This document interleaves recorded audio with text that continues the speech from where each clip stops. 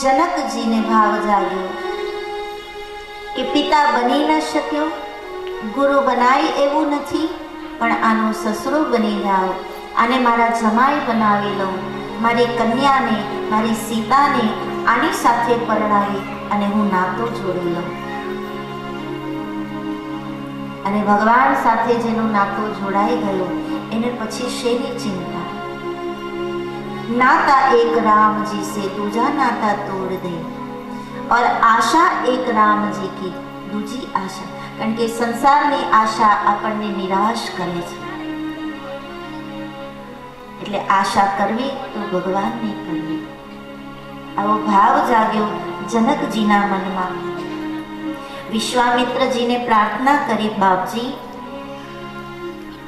आप अकेले आए होते ना तो आप यहाँ पर्णकुटी में वन में रहते तो ये बराबर था, पर आप अकेले नहीं हो, अवध के दोनों राजकुमार आपके साथ हैं और आप पर्णकुटी में निवास करो, ये तो अवध का अपमान होगा.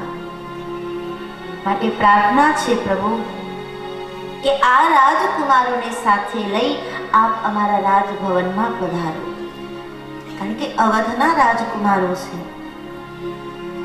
અને એ પ્રમાણે મારે એમનું સ્વાગત કરવું પડે. આ મર્યાદા છે, માટે આપ રાજભવનમાં પધારો. અને વિશ્વામિત્રજીને લઈને આવ્યા રાજભવનમાં. એક મહેલ જેનું વર્ણન કર્યું છે, સુંદર સદન સુખદ સબ કાલા, તહા બાસ લઈ દિન ભુવાલા. એક સુંદર રાજમહેલ જેમાં વિશ્વામિત્રજીની સાથે ભગવાન રામ અને લક્ષ્મણજીને ઉતારો આપ્યો છે અને ત્યાં બધી જ વ્યવસ્થા કરવામાં આવી. જનક રાજાએ પોતાના સેવકોને બાપજીની સેવામાં લગાડી દીધા. અવધના બંને રાજકુમારોનું યથાવિધિ સ્વાગત કર્યું અને ખૂબ જ પ્રસન્નતાથી આ પ્રસંગ પૂરો થયો. મહેલની અંદર બધા રહ્યા છે.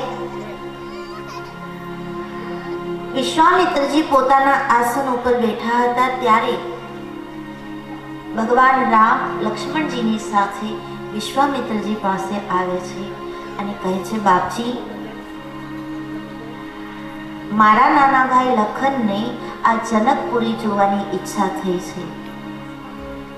એની ઈચ્છા છે કે અમારે જનકપુરી જોવી છે, તો હું એને લઈ જાઉં.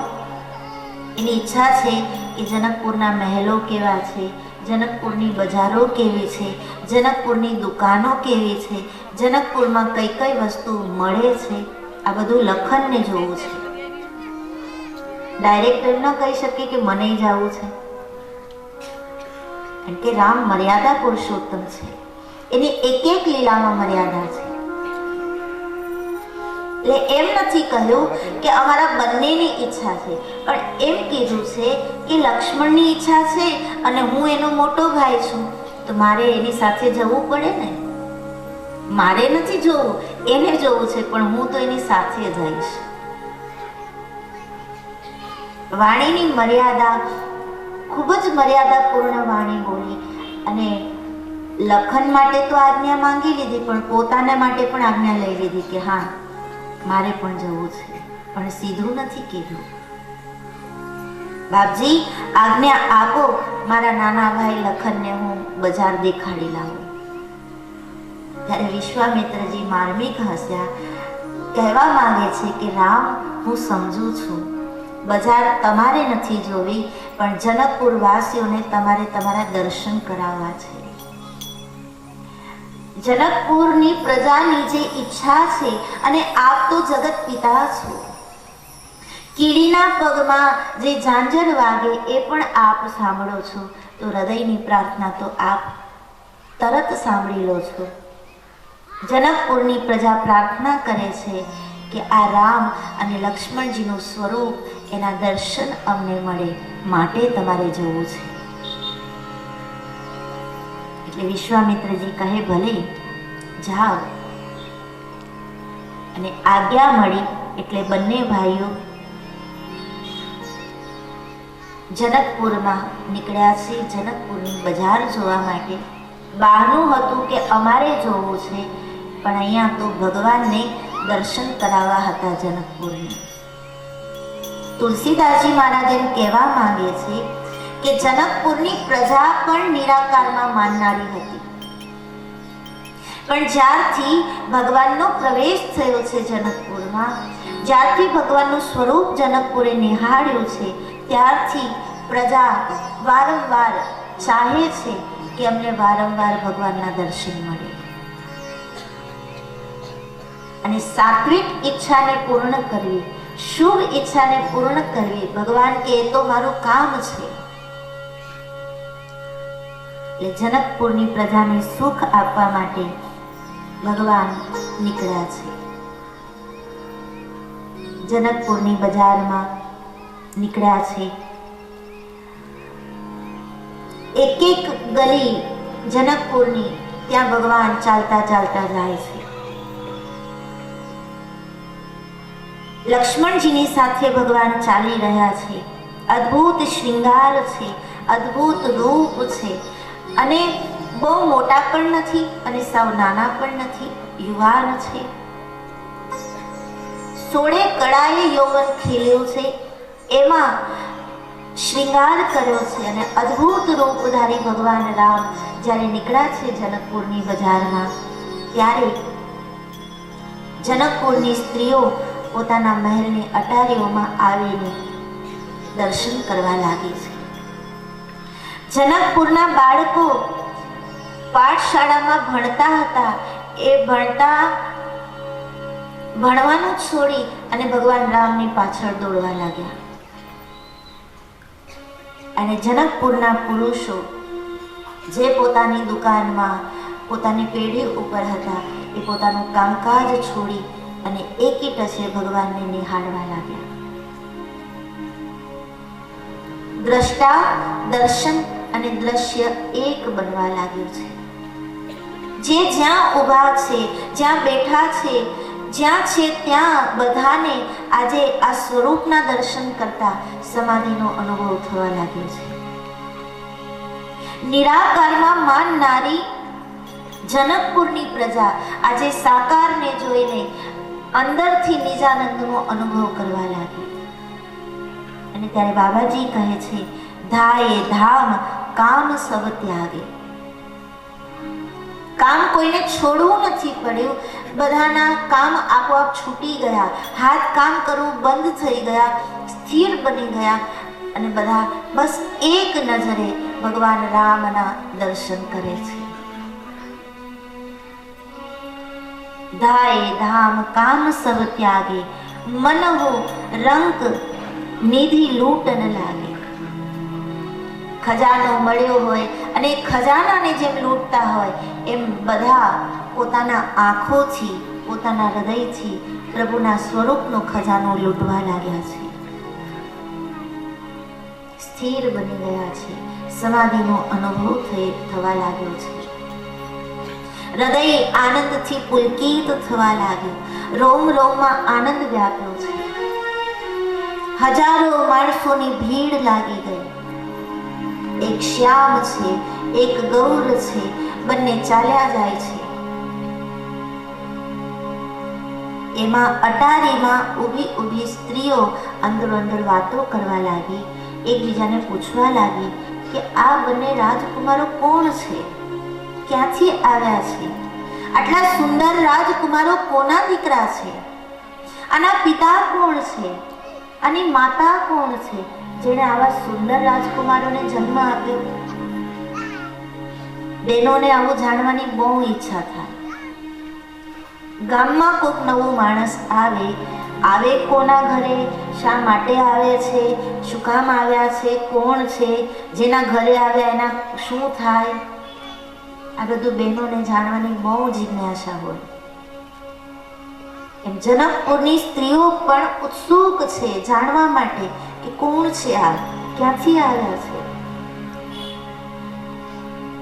એમાં જો કોઈક કહેવા વાળું મળે, બે ચાર બહેનો બેઠી હોય, પ્રશ્નો થતા હોય, કોણ છે, ક્યાંથી આવે, એમાં કોઈક આવે અને કે મને ખબર છે, એટલે પાંચેય જણી છે ને એને વળગી પડે, જલ્દી બોલ કોણ છે.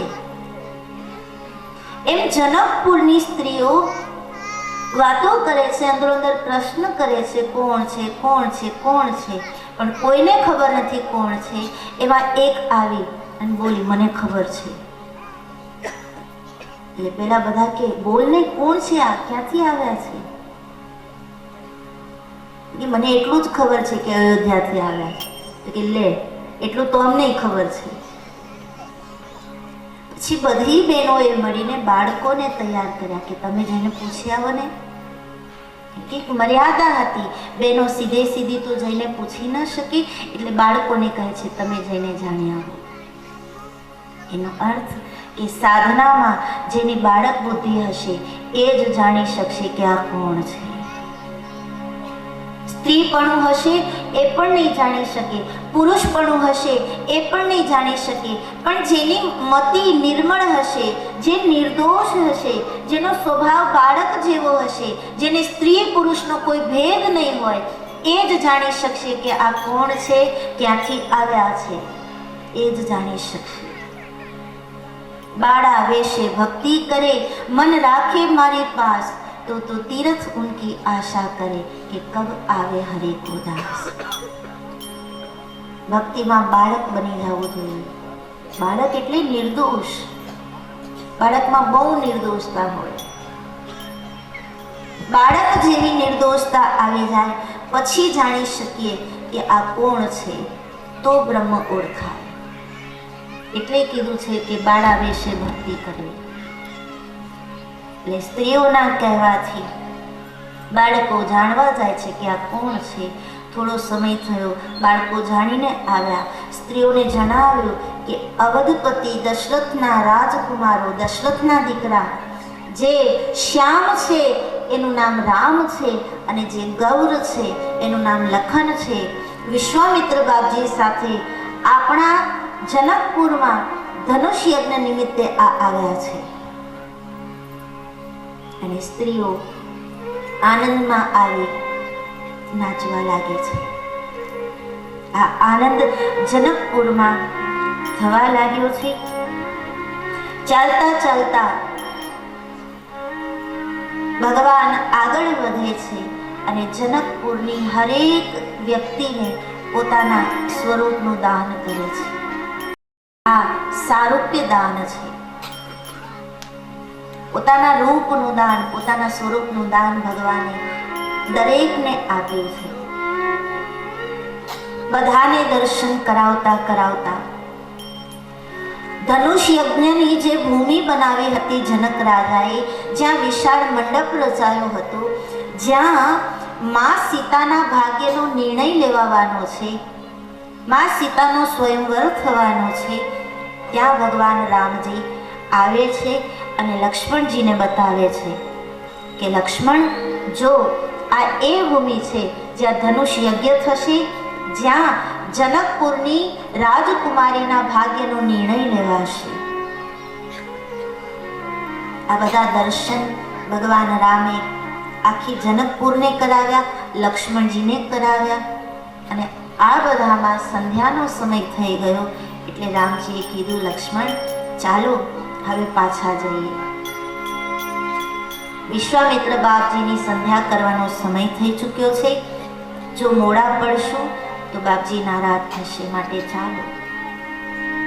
અને બંને પાછા આવ્યા છે.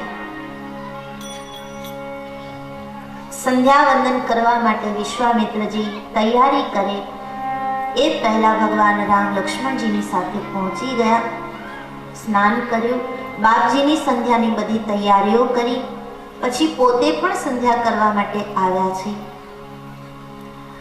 રામજી સંધ્યા કરવા જાય ત્યારે લક્ષ્મણજી બધી તૈયારી કરે. વિશ્વામિત્રજી સંધ્યા કરવા જાય ત્યારે રામ અને લક્ષ્મણ બંને મળીને તૈયારી કરે.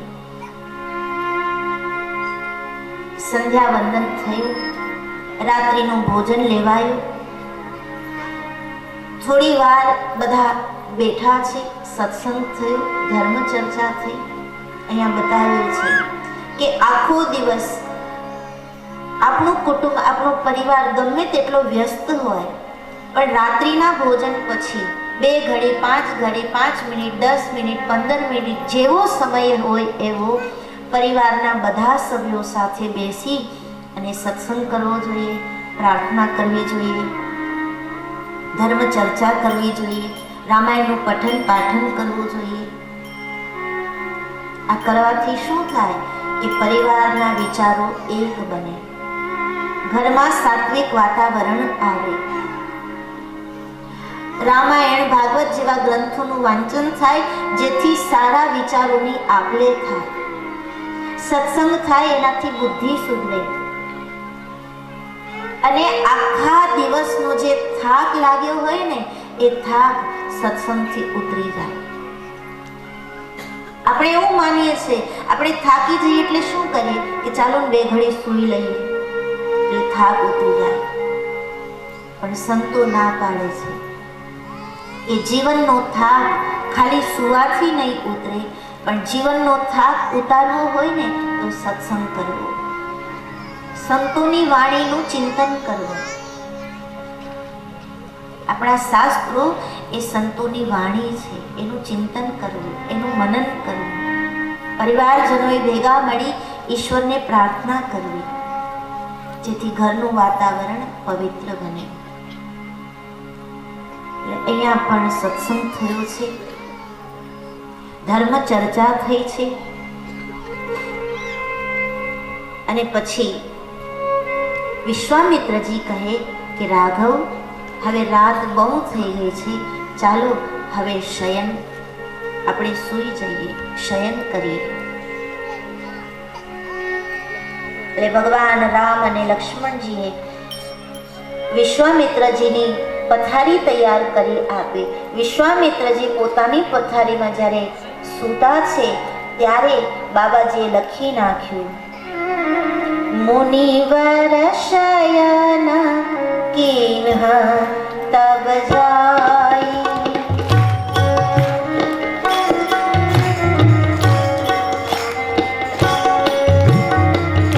લગે ચરણ ચાપન દો ભાઈ. વિશ્વામિત્રજી જ્યારે પોતાની પથારીમાં સૂતા ત્યારે ભગવાન રામ અને ભૈયા લખન બંને ભાઈઓ બાપજીની ચરણ સેવા કરવા લાગ્યા. અહીંયા બોધ આપ્યો જગતને કે મર્યાદા શું કહેવાય, સાધકના લક્ષણો શું છે. સાધકનું પહેલું કર્તવ્ય છે ગુરુ સેવા કરવી. લાગે ચરણ ચાપન દો ભાઈ, ચરણ સેવા કરી રહ્યા છે બંને ભાઈઓ. ત્યારે વિશ્વામિત્રજી કહે, રાઘવ, હવે બહુ રાત પડી ગઈ બેટા, હવે સૂઈ જાઓ. આજ્ઞા થઈ. બંને ભાઈઓ ઊભા થયા. રામજી સુવા ગયા ત્યારે લક્ષ્મણજી રામજીના પગ દબાવે છે. વિશ્વામિત્રજીના પગ બંને ભાઈઓએ દબાવ્યા, રામજીના પગ લક્ષ્મણજીએ દબાવ્યા. પછી રામ બોલ્યા કે લખન, હવે આપ પણ સૂઈ જાઓ. અને ત્યારે લક્ષ્મણજી સુવા ગયા છે. સવાર પડી ત્યારે સૌથી પહેલા લક્ષ્મણજી જાગ્યા. રામજીના સ્નાનની બધી તૈયારીઓ કરી, પોતે સ્નાન કર્યું, રામજીના સ્નાનની તૈયારી કરી, કારણ મોટા છે. પછી બંને ભાઈઓ સ્નાનાદિથી પરવાર્યા અને બંને ભાઈઓએ મળીને વિશ્વામિત્રજીના સ્નાન સંધ્યાની બધી તૈયારીઓ કરી લીધી. આ એક ક્રમ, એક મર્યાદા, સેવાનો એક ભાવ બતાવ્યો છે. મુનિવર શયન કિન્હ તબ જાય,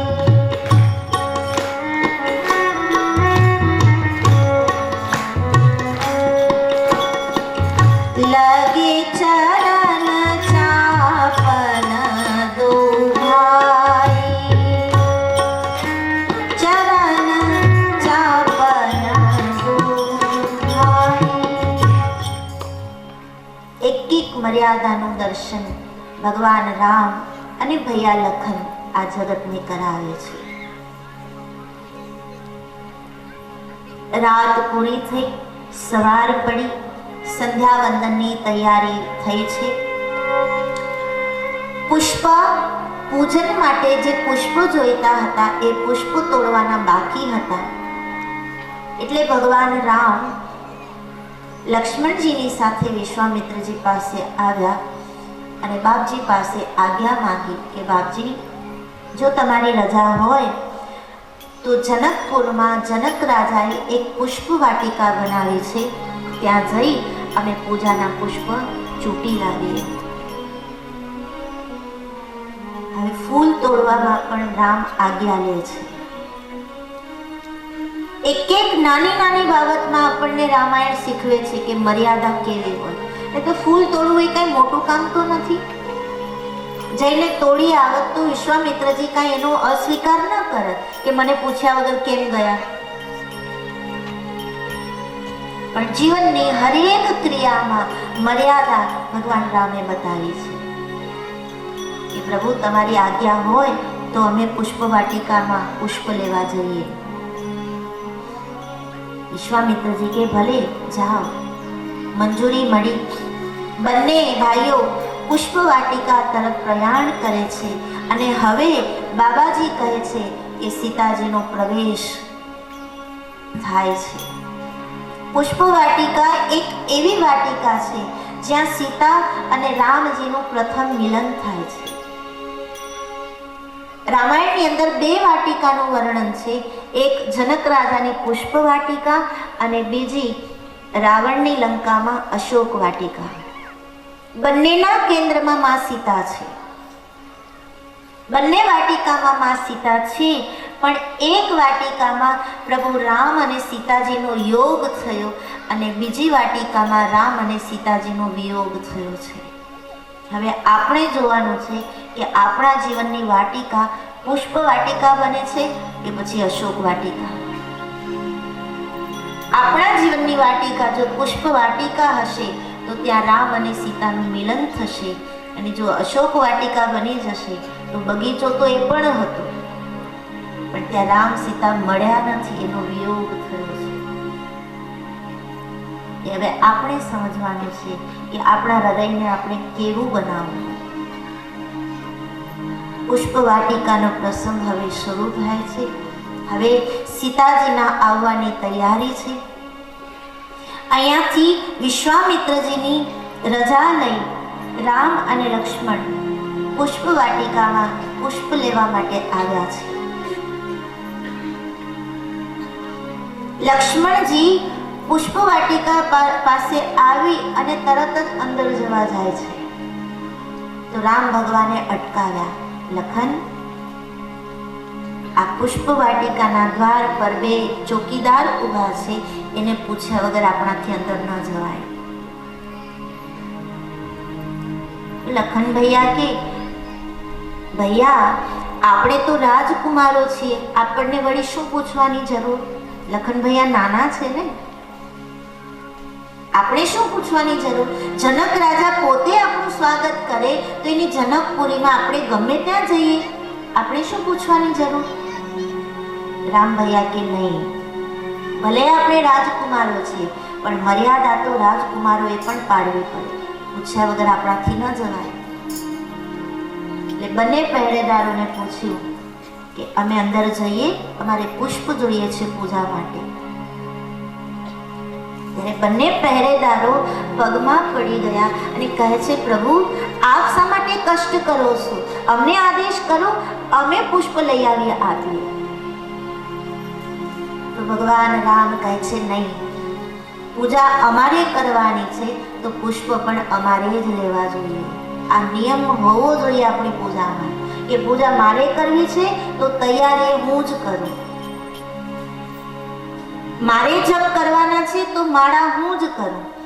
આપણે છૂટી જઈએ, બ્રાહ્મણોને કહીએ આટલી દક્ષિણા લઈ લેજો, જપ તમે કરી લેજો, અમને ટાઈમ નથી.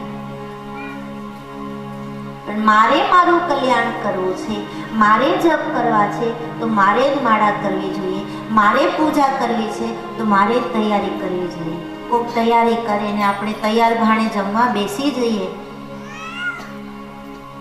એ પૂજા નથી. અમને જવા દો, અમારા હાથે અમે પુષ્પ તોડીશું. ભલે આવો પ્રભુ, માળીઓ દોડવા લાગ્યા છે. કોઈએ ફૂલથી સ્વાગત કર્યું, કોઈએ કાંઈ ભગવાનનું સ્વાગત કર્યું છે. અને પુષ્પ વાટિકામાં પ્રભુ પ્રવેશ કરે છે. લક્ષ્મણજી સાથે પુષ્પ વાટિકામાં ભગવાન આવ્યા છે.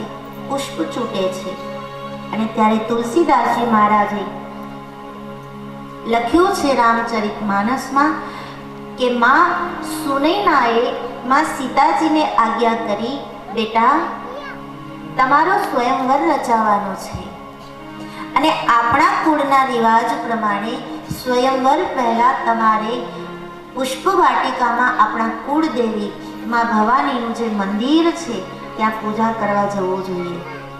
માટે સીતાજી આપ સખીઓને સાથે લઈ અને પૂજા કરી આવો.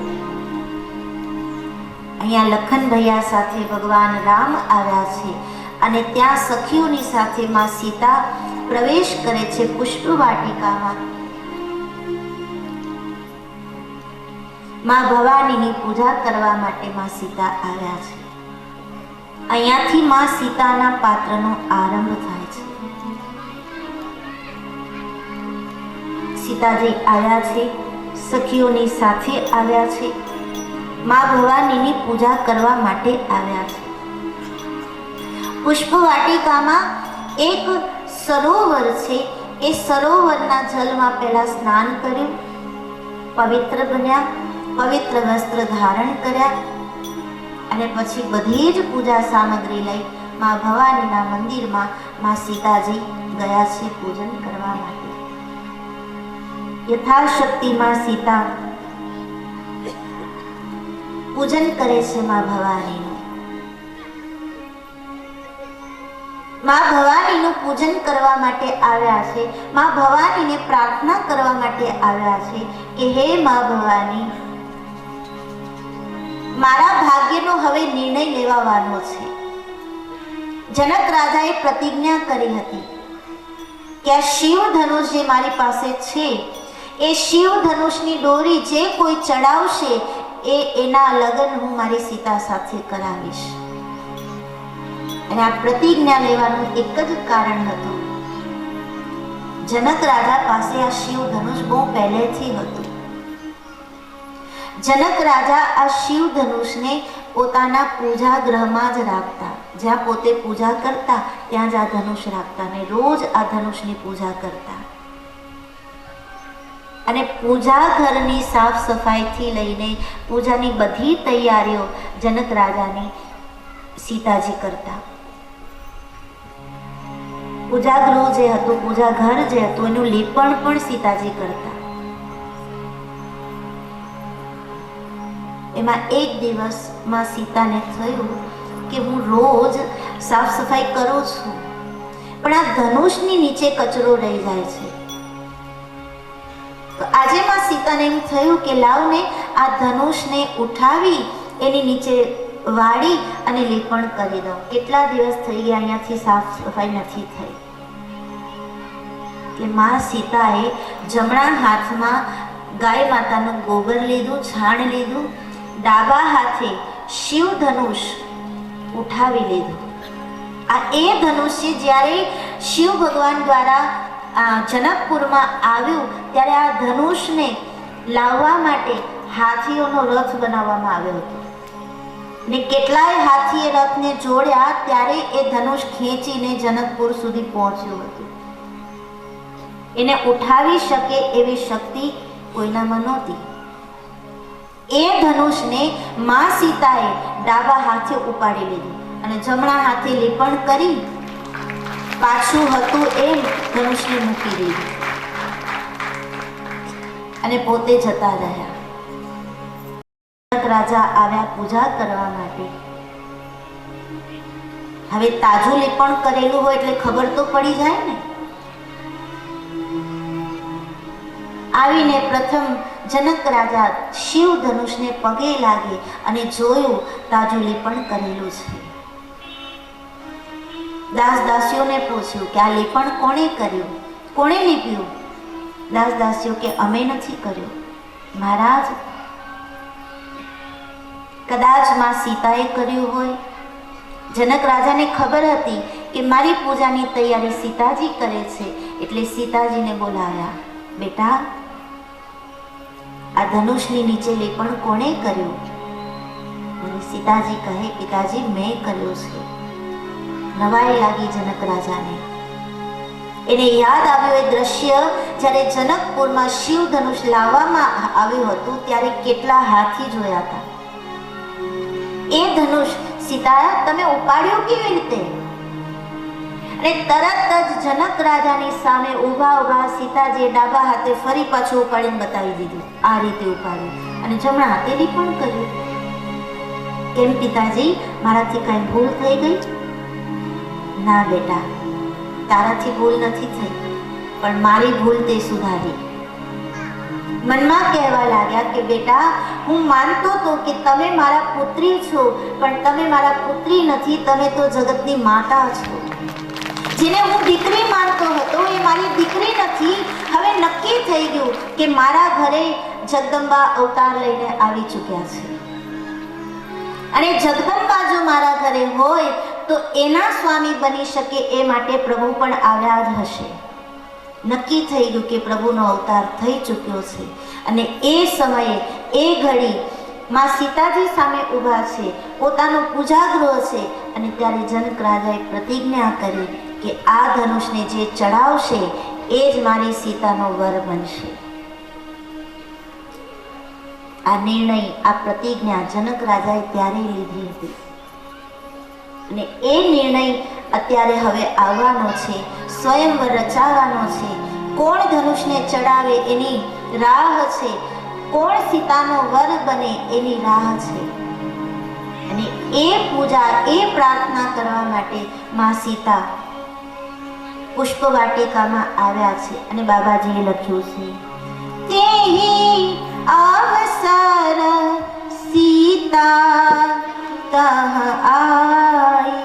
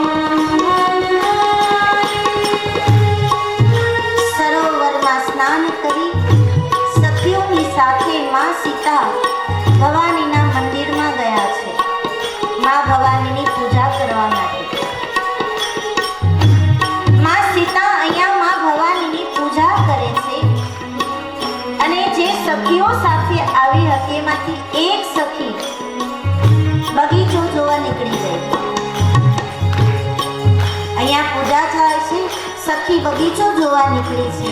બગીચો જોતા જોતા જોતા ભગવાન રામ લક્ષ્મણજી સાથે જે પુષ્પ ચૂંટતા હતા, રામનું સૌંદર્ય જોયું અને એ સખી દોડતી દોડતી આવી. સીતા, ચાલ, પૂજા પછી થશે, ચાલ તને રાજકુમાર બતાવું. આ ભવાનીની પૂજા આપણે પછી કરી લઈશું. સીતે, તું ચાલ મારી સાથે, તને સુંદર રાજકુમાર બતાવું. અને માં સીતાનો હાથ પકડી સખી ખેંચીને સીતાજીને લઈ ગઈ. ચાલ તું પહેલા મારી સાથે.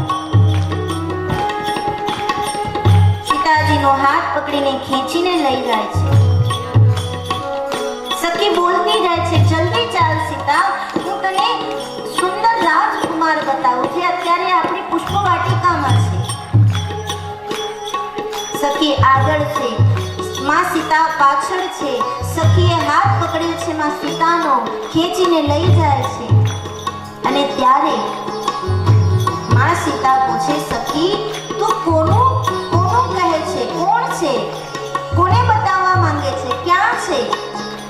સખી કહે, દેવી ચાલો તો ખરા, મેં જે જોયું છે હું તમને બતાવું. કોણ છે, કેવા છે એ તમે ત્યારે નક્કી કરી લેજો એને જોઈને, પણ અત્યારે ચાલો. કિશોર સગભાતી સુહાય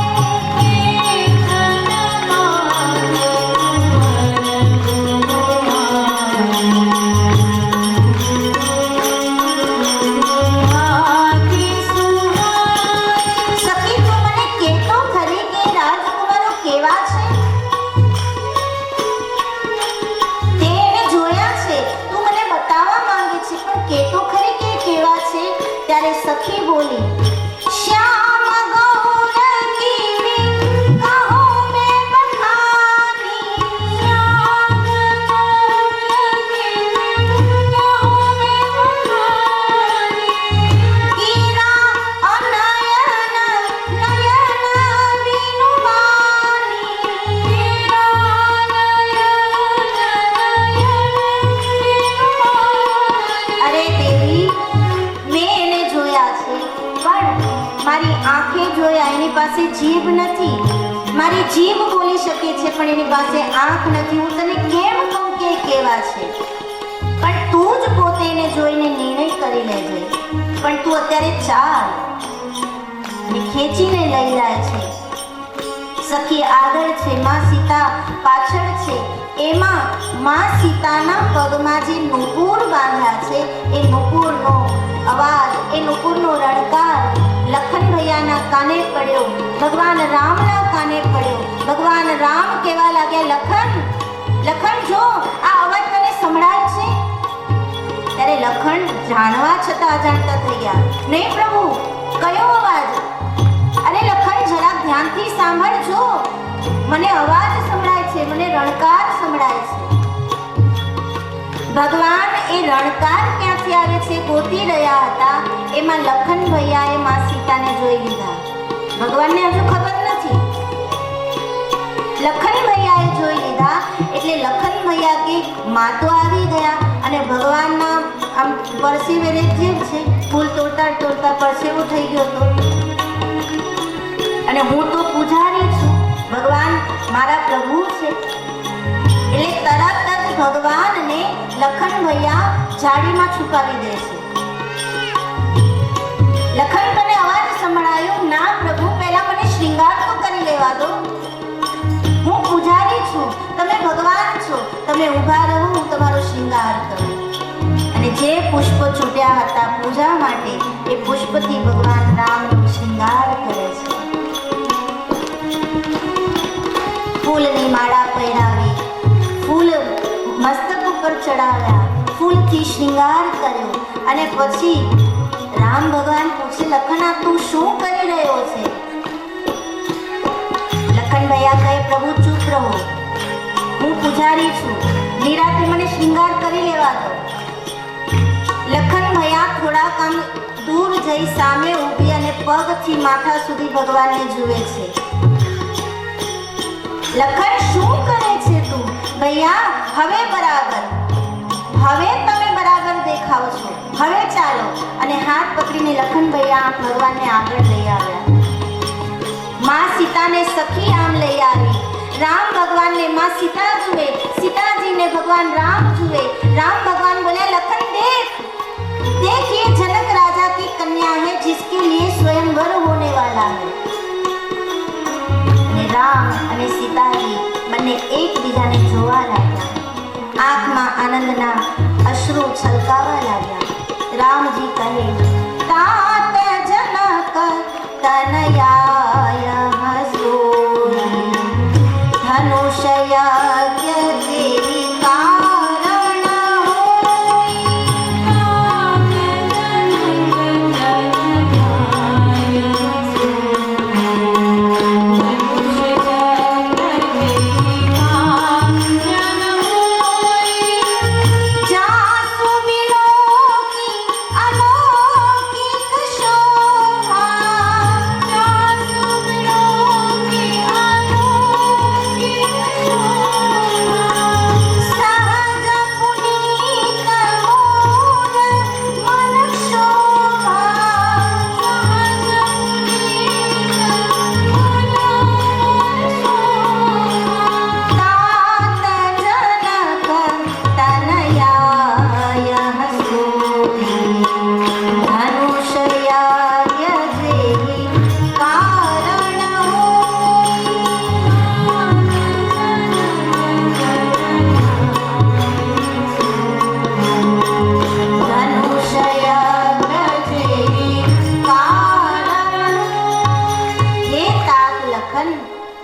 જનક તનયા યહ સોઈ, આ જનક રાજાના પુત્રી છે, નામ છે એનું સીતા, જેના માટે ધનુષ યજ્ઞ થવાનું છે. અને ભગવાન રામ આજે લક્ષ્મણજીને કહે છે, લખન, આના અલૌકિક રૂપને જોતા મારું મન ખેંચાવા લાગ્યું છે. પણ દર્શન સિદ્ધ તો ત્યારે થાય કે રામજીનું મન ખેંચાયું, પણ સીતાજીનું મન ખેંચાયું કે નહીં, ત્યારે દર્શન પૂર્ણ બને ને. એટલે લખન ભૈયાએ ભગવાનનો શ્રૃંગાર કર્યો હતો. અને સીતાજીની સમક્ષ ભગવાન રામને ઊભા કરી દીધા. જેમ રામજીનું મન આકર્ષિત થયું, એમ રામજીના દર્શન કરતા સીતાજીનું મન પણ આકર્ષિત થયું છે. વિશુદ્ધ પ્રેમ જાગ્યો છે, હૃદયનો ભાવ એક બન્યો છે. દર્શન કરતા કરતા દ્રષ્ટિ સ્થિર બની ગઈ છે. બંને એકબીજાને નિહાળી રહ્યા છે. એવી રીતે નિહાળે છે કે હૃદયમાં એ છબી પૂર્ણ રીતે ઉતરી જાય. એમાં સખી વ્યંગ કરે છે, સીતાજીને કહે છે કે સીતાજી, તમે રામજીના દર્શન કરો છો કે ભવાનીને યાદ કરો છો? આવો વ્યંગ કર્યો છે. અને ત્યારે માં સીતાજીની ભાવ સમાધિ ખુલી. આંખો જે મટકું મારવાનું ભૂલી ગઈ હતી, એને મટકું માર્યું, પણ મટકું મારવા માટે બંધ તો કરી, પાછી ખોલી નહીં આંખ. ત્યારે સખી કહે છે, દેવી, દર્શન કરવા માટે આંખને ખુલ્લી રાખો. આંખ ખોલશો તો દેખાશે. આંખ બંધ કરીને શા માટે ઊભા છો? ભવાનીનું ધ્યાન તો પછી પણ થશે. અત્યારે આનું ધ્યાન કરી લો, આને જોઈ લો, આના દર્શન કરી લો.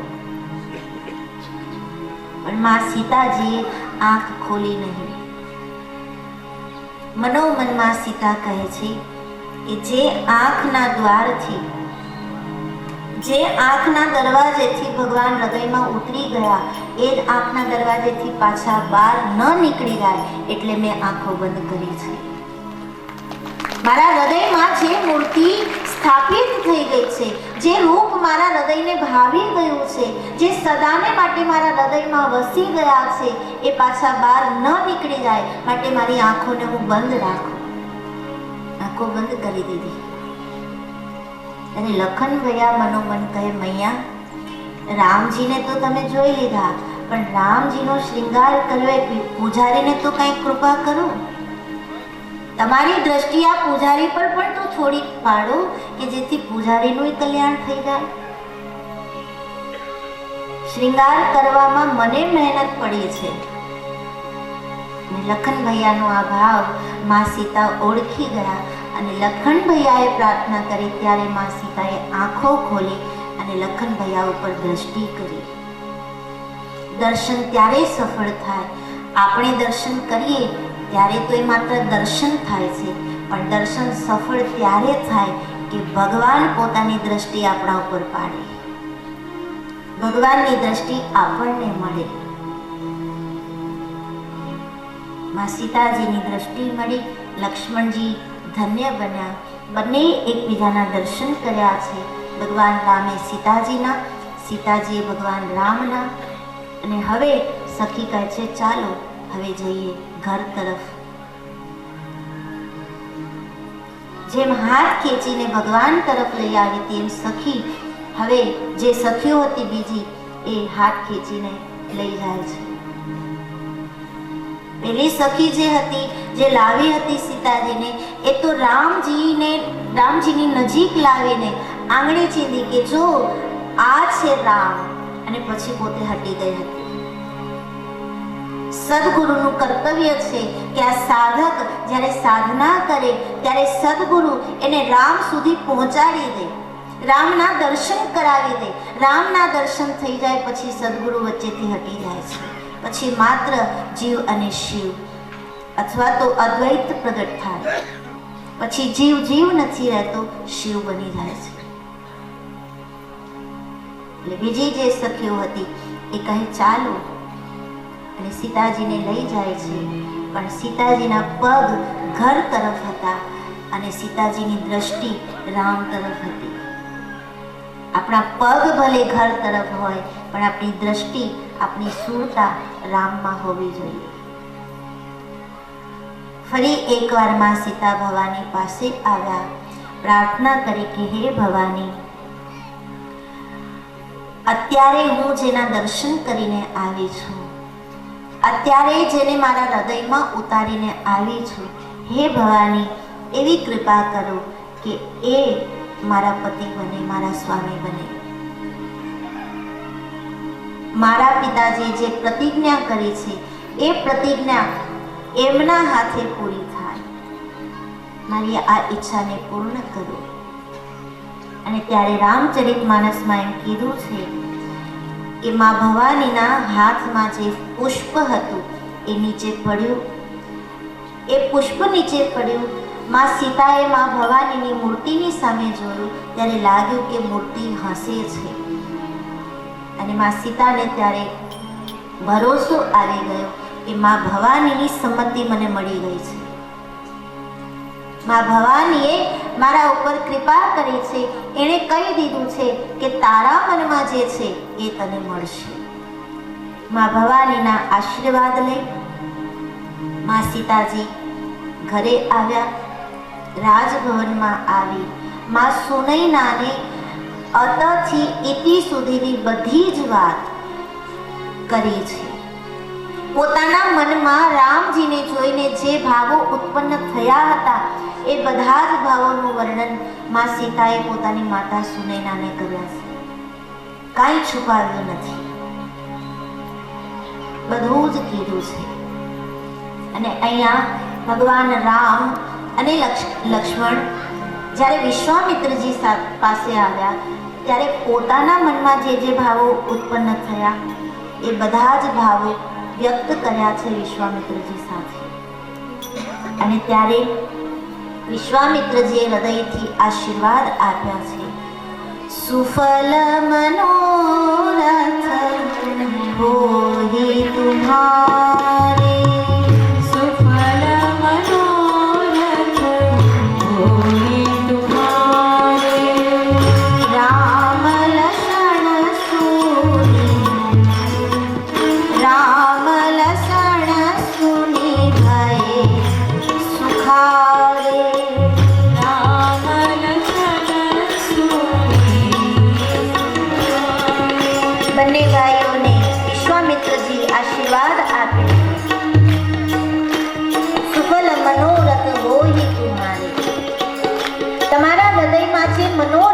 હે રામ હે લક્ષ્મણ એ સફળ થાઓ, આવા આશીર્વાદ આપ્યા છે.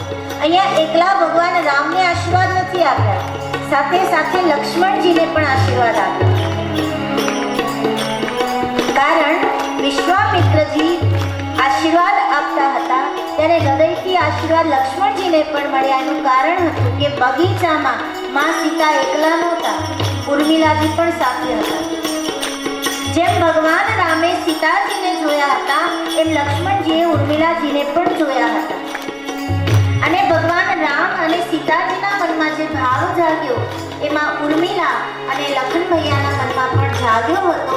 એ જાણતા હતા વિશ્વામિત્રજી, માટે એમ બોલ્યા સુફલ મનોરથ હોઈ તુમ્હારે, સુફલ મનોરથ હોઈ તુમ્હારે, રામ લખન સુનિ ભયે સુખારે, રામ લખન સુનિ ભયે સુખારે. આશીર્વાદ આપ્યા વિશ્વામિત્રજીએ. સાંજ પડી, સંધ્યા વંદન કરી, રાત્રિનો પ્રસાદ લઈ, ધર્મ ચર્ચા કરી અને જ્યારે સુવા માટે ગયા બાપજી ત્યારે બંને ભાઈઓએ સેવા કરી. ભગવાન રામ જ્યારે સુવા માટે ગયા ત્યારે લખન ભૈયા સેવા કરે છે. પણ આજે પગ દબાવતા દબાવતા લક્ષ્મણજીના આંખમાંથી અશ્રુ બિંદુ ખર્યા ભગવાન રામના પગ ઉપર પડ્યા. એટલે રામ ભગવાન ઊભા થઈ ગયા. भैया लखन क्या हुआ? अयोध्या की याद आ रही है? माँ सुमित्रा की याद आई? क्यों रो रहे हो? लखन भैया कहे, कुछ नहीं प्रभु, बस ऐसे ही रोना आ गया। अरे भाई, પણ રડવાનું કારણ શું?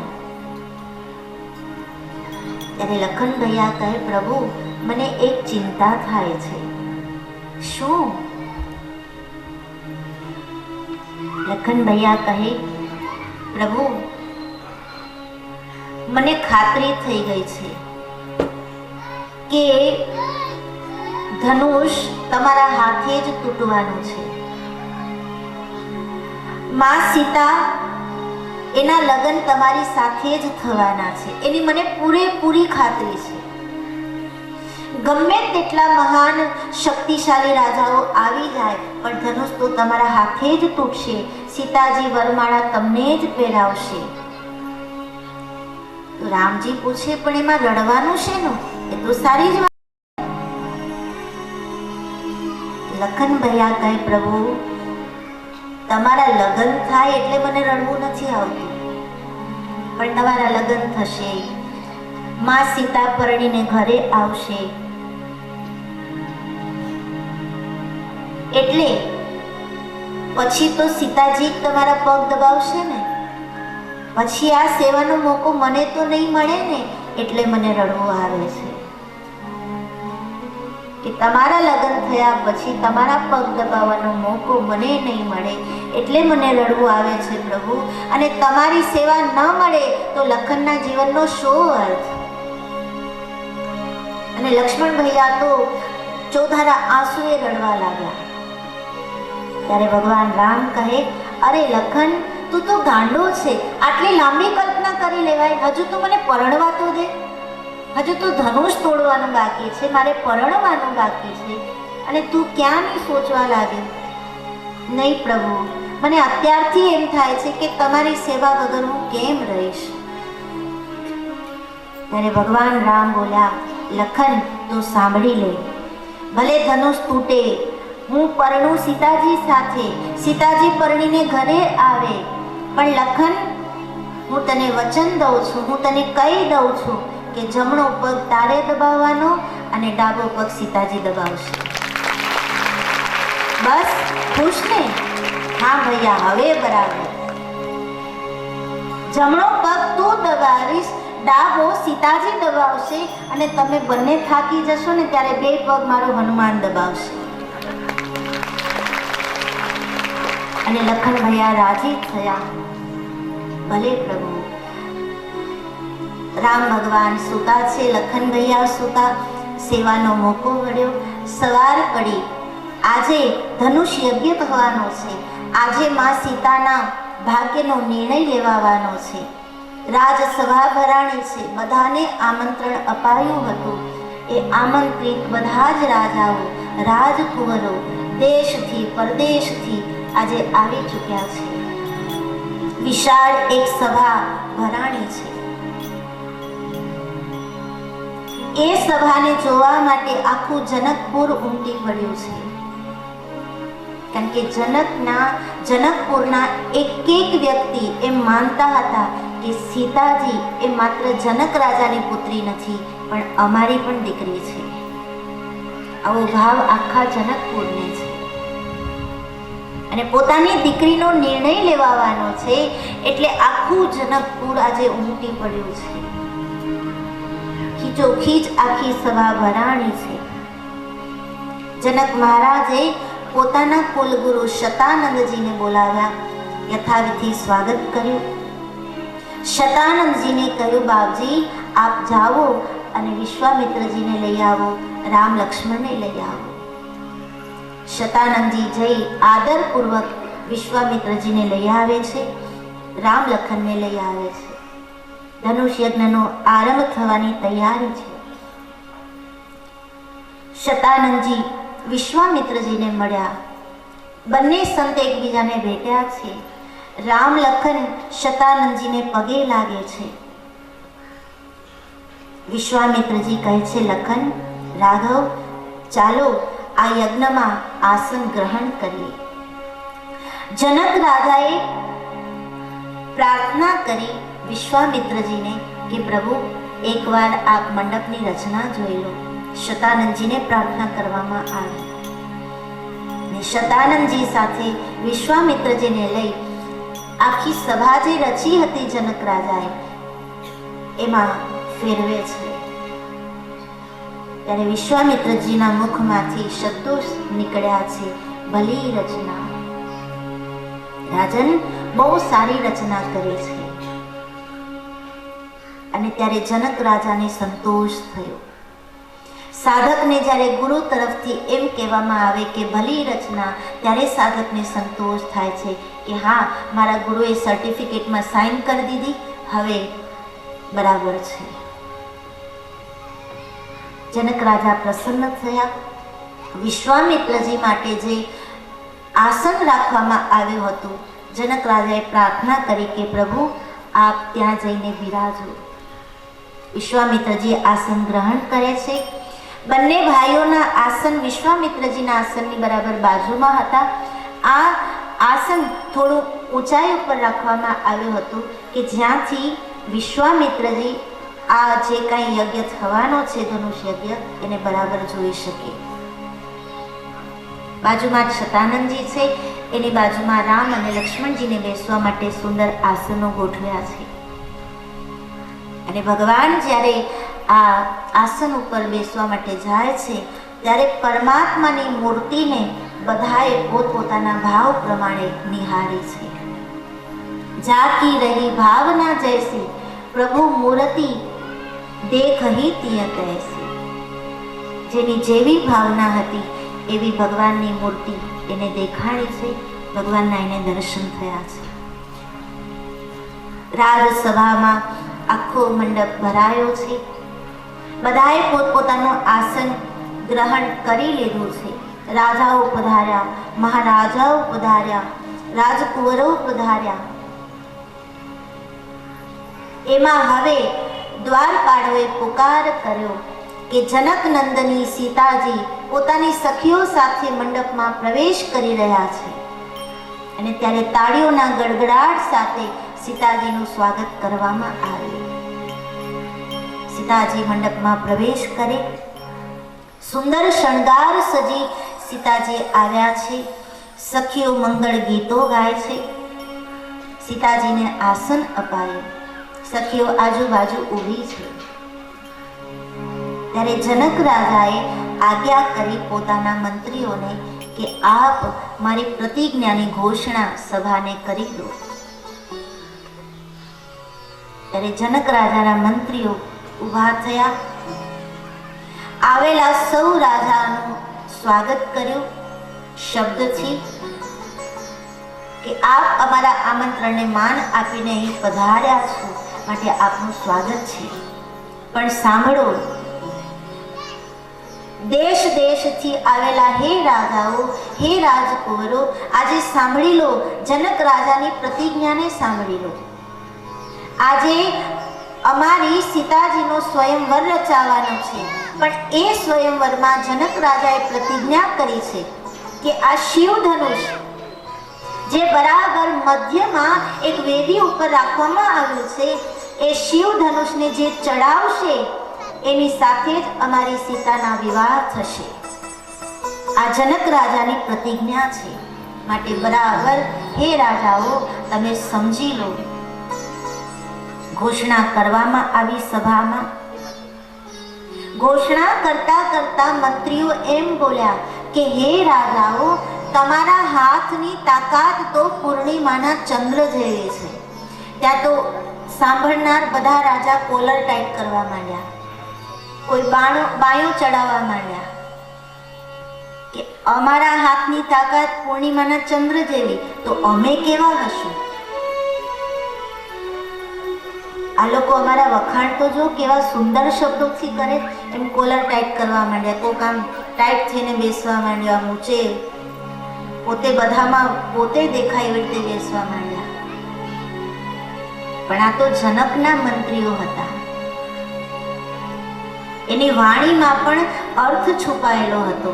પૂર્ણિમાના ચંદ્ર જેવી તાકાત કીધી, એનો અર્થ કે આડકતરી રીતે એમ કહી દીધું કે પૂર્ણિમાનો ચંદ્ર ભલે આખો હોય પણ એમાંય કાળો દાગ છે, એમ તમારી ભુજાઓના બળને કાળો દાગ ન લાગે એવા પ્રયાસ કરજો. પણ એ રાજાઓ સમજી ન શક્યા. એનો તો અહંકાર વધ્યો કે અમારી તાકાત પૂર્ણિમાના ચંદ્ર જેવી તો અમે કેવા. કોક મુંગટ સરખો કરે, કોક મૂછોની વળ ચડાવે, કોક બાયું ચડાવે, કોક કપડા સરખા કરે, કોક કોલર ટાઈટ કરે. પણ સીતા એ તો શક્તિ છે. કોલર ટાઈટ કરવાથી કઈ સીતા ના મળે. નમ્રતા આવે તો સીતા મળે. પણ અહીંયા તો અહંકાર વધવા લાગ્યો છે આવેલ સૌ રાજાનો. એમાં સભાની અંદર રામ અને લક્ષ્મણજી આ બે પાત્ર, વિશ્વામિત્રજી અને શતાનંદજી તો એક સંતની ભૂમિકાના છે, પણ રામ અને લખન એ સહજ ભાવે બેઠા છે. બાકી બધા આમ અહંકારમાં ફૂલવા લાગ્યા છે. મંત્રીઓએ પોતાની ઘોષણા કરી, जिनके कछु विचार मन माही, चाप समीप महीप न जाए.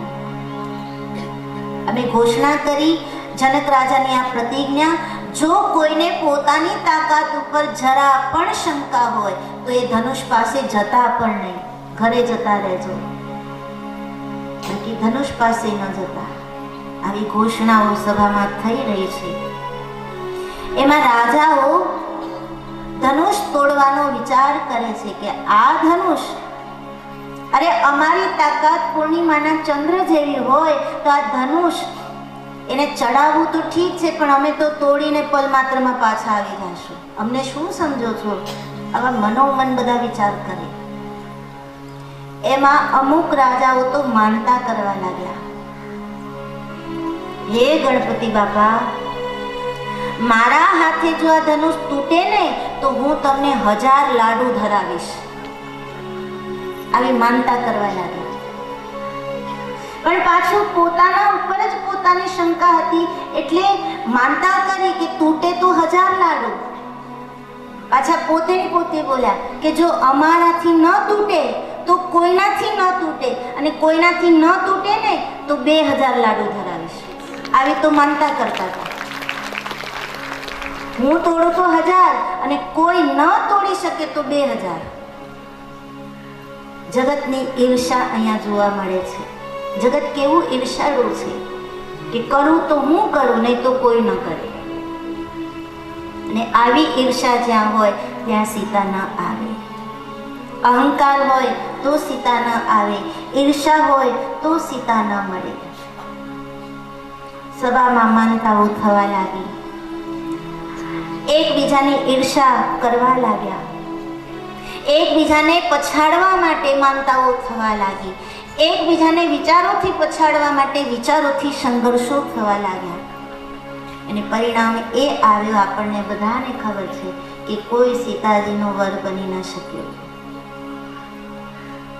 સમય જતો જાય છે. મંત્રીઓ ઘોષણા કરે છે કે હવે સમય થયો છે, આપ આવનાર રાજાઓ આ ધનુષને ચડાવો અને અમારી સીતાને લઈ જાઓ. આ ઘોષણા થઈ. બધા જે રાજાઓ બેઠા હતા એમાંથી એક રાજા ઊભો થયો છે. પોતાની કોલર ટાઈટ કરી, બાયું ચડાવી અને એવી અદા દેખાડી કે હમણાં પલ માત્રમાં જરાય વાર ન લગાડો અને આ ધનુષને ડાબા હાથે આમ ફેરવીને ચડાવીને પાછું આવી જાઓ. સમજે છે શું આ લોકો અમને? અને ઊભો થયો જાણે પોતે બહુ મોટો વીર છે. વીરની અદાથી ધનુષની પાસે જાય, ધનુષને આમ જોયું, જોઈ અને ધનુષને પકડવા જાય. હજુ તો માત્ર હાથ ધનુષ ઉપર મૂક્યા, મુઠ્ઠી નહોતી વાળી. પકડવા માટે મુઠ્ઠી વાળવી પડે ને. હજુ હાથ મૂક્યા, મુઠ્ઠી વાળવાની બાકી છે. ત્યાં તો રાજામાં જેટલી શક્તિ હતી એ બધી ધનુષે ખેંચી લીધી અને રાજા પડ્યો નીચે. શક્તિહીન બનીને ધરતી પર ઢળી પડ્યો. લોકો તાળી પાડવા લાગ્યા કે આ એક તો ગયો. વળી માનતા થઈ, હે ગણપતિ બાપા, આમ બધાને નિષ્ફળ કરજો પણ મને સફળ કરજો, તો 3000 લાડુ આવી માનતાઓ થવા લાગે છે. અને પછી તુલસીદાસજી મહારાજ એમ કહે છે કે જેટલા રાજાઓ હતા બધાએ કોશિશ કરી પણ ધનુષને જેવા આડે એવું તરત જ ધનુષ એની શક્તિ ખેંચી લે છે ને શક્તિહીન બનેલા રાજાઓ પાછા ફરે છે.